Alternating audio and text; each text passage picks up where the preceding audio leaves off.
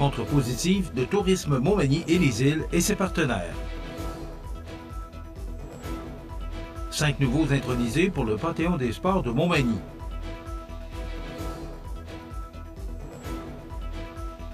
Nouveau projet pour prioriser le leadership des femmes aînées.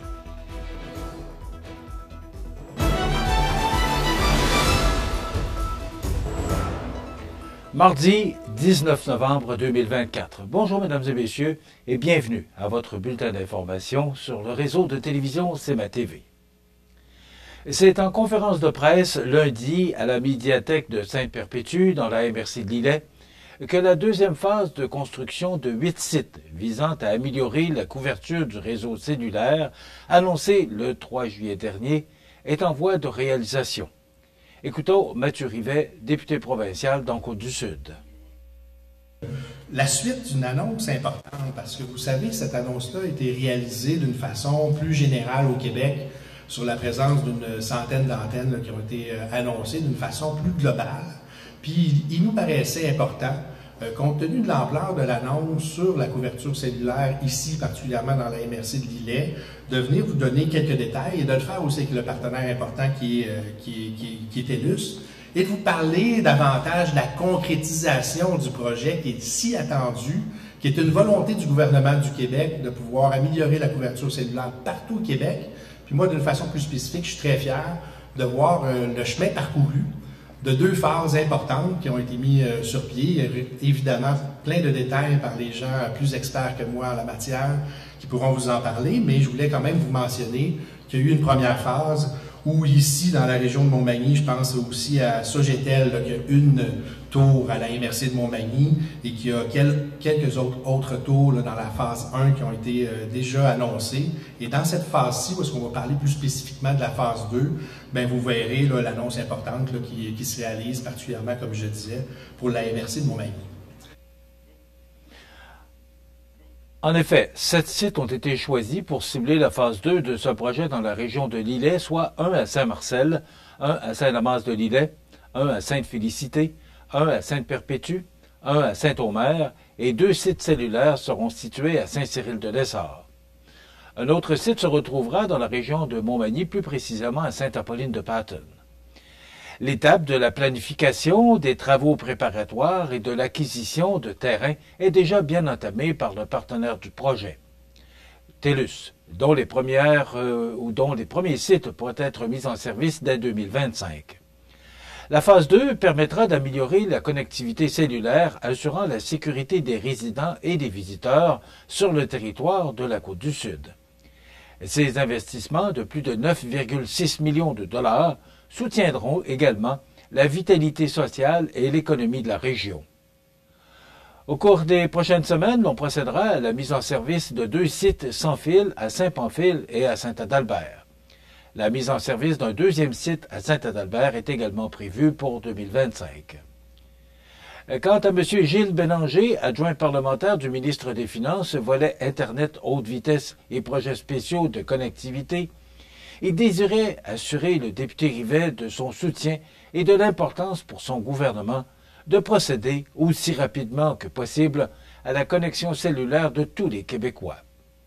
Mon objectif est que tous aient accès à des services cellulaires, qu'ils soient en milieu urbain ou en région. L'annonce de ces 8 nouvelles tours me rend fier et démontre notre volonté et notre détermination à accélérer l'étendue de la couverture des services cellulaires. Ainsi, nous brisons l'isolement et augmentons la sécurité des citoyens qui en étaient privés. Leur qualité de vie n'en sera qu'améliorée. Le dossier progresse et témoigne de l'engagement de notre gouvernement à fournir ce service essentiel à tous les Québécoises et Québécois, conclut M. Bélanger. Rappelons que la phase 3 du projet en vue d'améliorer la couverture du réseau cellulaire dans le sud du comté sera annoncée ultérieurement. La Chambre de commerce Kamouraska-Lillet se fait une mission de parler de l'achat local tout au long de l'année, mais estime que la période des fêtes est un moment idéal pour en parler davantage et de façon plus soutenue. À cet effet, la Chambre de commerce Kamouraska-Lillet revient cette année avec une campagne d'achat local sous le thème « Ton patelin sous le sapin », qui débutait ce lundi 18 novembre jusqu'au 20 décembre prochain. Les certificats de la Chambre de commerce Kamouraska-Lillet sont devenus une véritable monnaie locale et un magnifique cadeau à remettre à ses employés, sa famille et ses amis.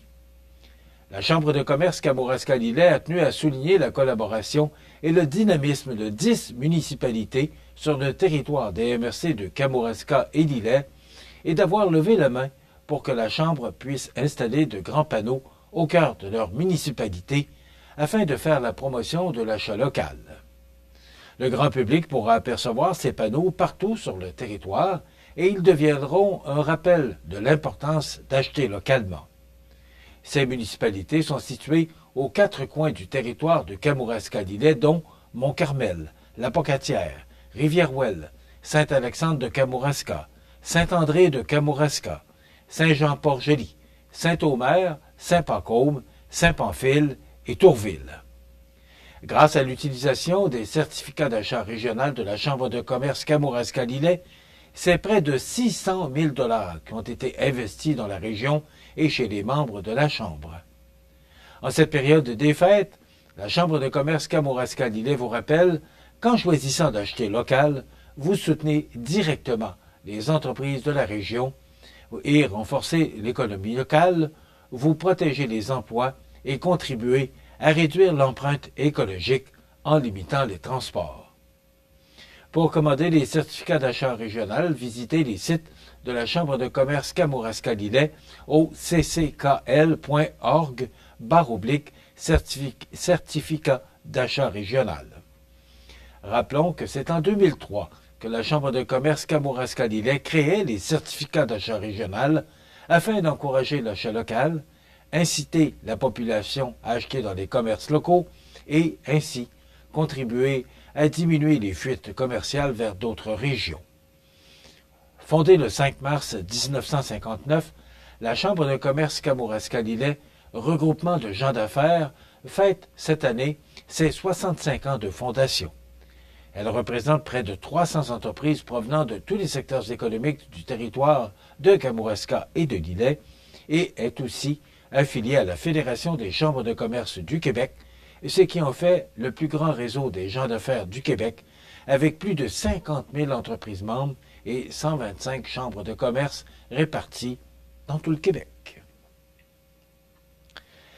Le CI3S est à la recherche de familles d'accueil dans Chaudière-Appalaches. On vous donne plus de détails après la pause.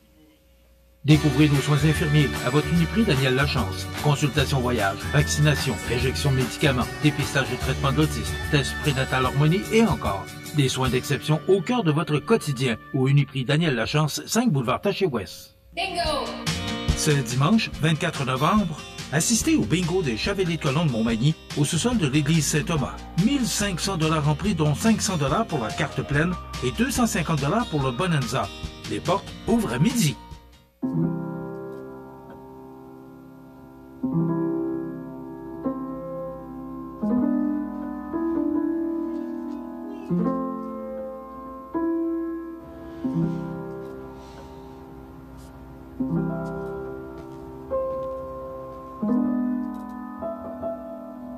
Votre présence est discrète, votre impact est concret. Centraide aide 225 organismes. Vous regardez C'est ma TV, le réseau de l'information sur la Côte-du-Sud. Le CI3S de Chaudière-Appalaches est actuellement à la recherche de familles d'accueil pour des enfants et adolescents âgés de 0 à 17 ans. Le rôle de famille d'accueil est essentiel et permet non seulement d'offrir un cadre sécurisant, mais également de contribuer au bien-être et à l'épanouissement de jeunes en besoin d'un environnement stable. Plusieurs raisons peuvent motiver à devenir famille d'accueil, dont l'amélioration de la vie d'un jeune en lui offrant un foyer où il pourra s'épanouir et retrouver sa confiance en lui. Aimer et prendre soin d'un jeune, lui donner l'affection et l'attention dont il a besoin. Offrir un milieu sécurisant à un jeune, créer un environnement stable et protecteur pour lui. Outiller un jeune dans son cheminement vers la vie adulte, le préparer à devenir autonome. Exercer un emploi stimulant, travailler auprès des jeunes ayant des besoins particuliers et utiliser son expérience pour faire la différence. Devenir famille d'accueil se veut de vouloir donner un milieu de vie chaleureux et encadrant à un enfant dans le besoin, que ce soit pour une courte ou une longue période. L'accueil d'un enfant est un engagement important et c'est pourquoi des dispositions sont mises de l'avant dans un ensemble de mesures de soutien et d'accompagnement, notamment l'accompagnement à l'intégration, l'accès à des services spécialisés, de la formation continue, une rémunération juste et un service d'urgence accessible 24 heures sur 24 pour soutenir les familles d'accueil. Rappelons que, selon le CI3S, devenir famille d'accueil est un engagement noble, gratifiant, qui peut changer la vie d'un enfant. Les sports, présentés par Groupe Corriveau, entrepreneur électricien et plomberie, un appel, 4 services. Groupe Corriveau à Montmagny, 88 248 8992, votre solution. Vous avez des projets de construction ou de rénovation? Pensez Groupe Corriveau, entrepreneur électricien et plomberie. Un appel, 4 services, 88 248 8992, Groupe Corriveau à Montmagny ou groupecorriveau.com. La solution pour du travail bien fait.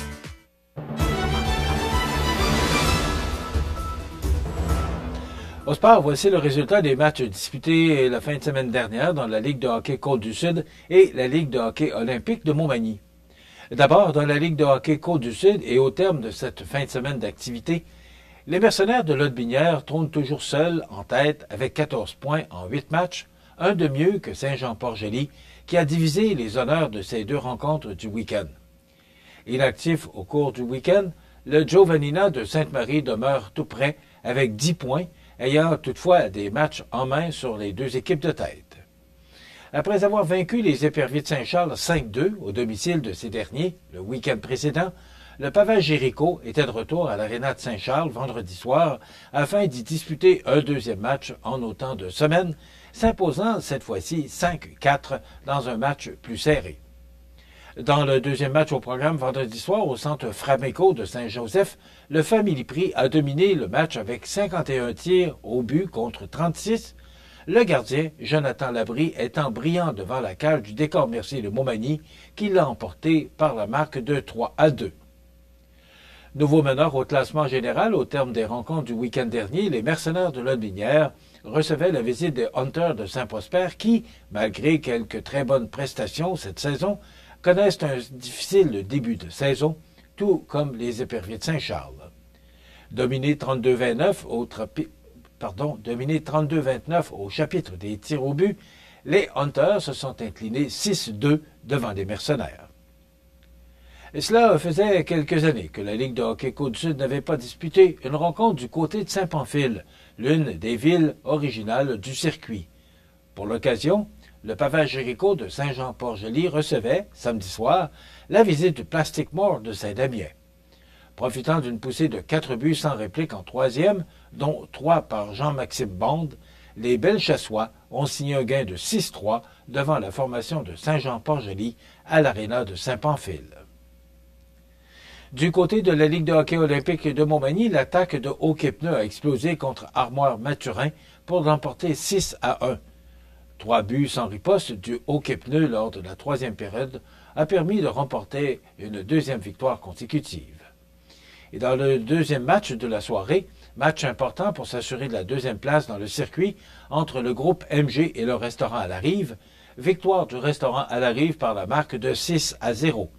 Cependant, le match a été écourté en raison d'une violente collision d'un joueur du groupe MG avec le poteau début en zone défensive. Voilà ce qui complète votre bulletin d'actualité pour aujourd'hui. Dans un moment, les prévisions de la météo. C'est tout pour l'instant. Bonne journée, mesdames, messieurs.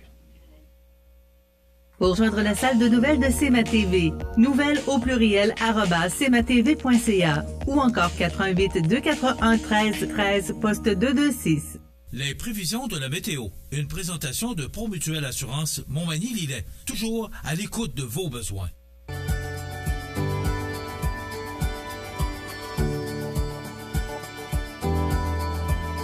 Besoin d'assurance?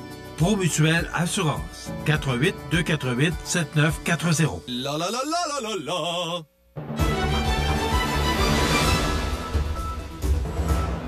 Alors hier, quand même, une belle journée. Et ce qui est remarquable, c'est le temps doux qui persiste là pour un mois de novembre, parce qu'on est bien au-dessus des valeurs saisonnières. Donc, si on regarde l'image de satellite ce matin, c'est les nuages qui, d'est en ouest, vont nous atteindre, et c'est déjà commencé d'ailleurs. L'image radar nous dit qu'il n'y a pas de précipitation pour les prochaines heures, mais ça demeurera nuageux pour une partie de la semaine. Donc, pour aujourd'hui, mardi, c'est du temps parce que c'était quand même assez dégagé tôt ce matin, mais c'est devenu nuageux. On parle d'un maximum de 6 degrés, encore au-dessus des normales de saison. Ce soir et la nuit prochaine, du temps nuageux, 30% de probabilité d'averse au cours de la nuit, minimum de 4 degrés. Demain mercredi, nuageux, 30% de probabilité d'averse, des vents qui deviendront du nord-est à 30 km/h le matin, mais on demeure avec des températures douces à 6 degrés. Pour jeudi, de la pluie intermittente, maximum de 6. Vendredi, de la pluie, du temps venteux, ça demeure doux avec 5 degrés. Et pour samedi, c'est à peu près le même scénario, de la pluie intermittente avec maximum de 4 degrés. Ça demeurera nuageux pour dimanche. Les normales de saison à ce temps-ci de l'année sont à 1 degré le jour, moins 7 la nuit. Le soleil s'est levé à 6h52 ce matin et se couchera à 16h03, heure avancée de l'Est. Alors normale de l'Est. J'espère que vous n'êtes pas encore à l'heure avancée. À l'extérieur de nos studios, le mercure indique 1 degré. Les vents soufflent de direction au sud à 10 km/h. L'humidité est à 94% et la pression barométrique est à 101,1 kPa. Maintenant, pour le bateau qui fait la navette entre l'île aux Grues et Montmagny. Donc, il y avait un premier départ, 2 départs qui sont effectués, 6 heures, et il y a quelques minutes à 8h15. Les prochains départs de l'île aux Grues s'effectueront à 16h45 et 20h. Maintenant, les départs de Montmagny, il y en avait un à 6h45 ce matin, c'est fait. Le prochain à 9h, 17h30 et 20h45. Donc, c'est un ennuagement. On parle de temps nuageux, mais pas de précipitation. On pourrait peut-être avoir un petit peu de pluie au cours de la nuit et le temps nuageux va persister une partie de la semaine. Voilà, ce sont les prévisions de la météo pour les prochains jours. Le menu de notre émission de ce 19 novembre, il y aura la clinique d'optométrie Skyvision dans quelques instants. Et après quoi, nos invités, M. Louis Latulippe, qui est président de la Société d'horticulture et écologie de la ville de Montmagny, sera accompagné de M. Yves Michon. Il y aura la chronique La Pouponnière. Également, on va commenter l'actualité de ce 19 novembre. Je vous souhaite donc une excellente émission à notre antenne.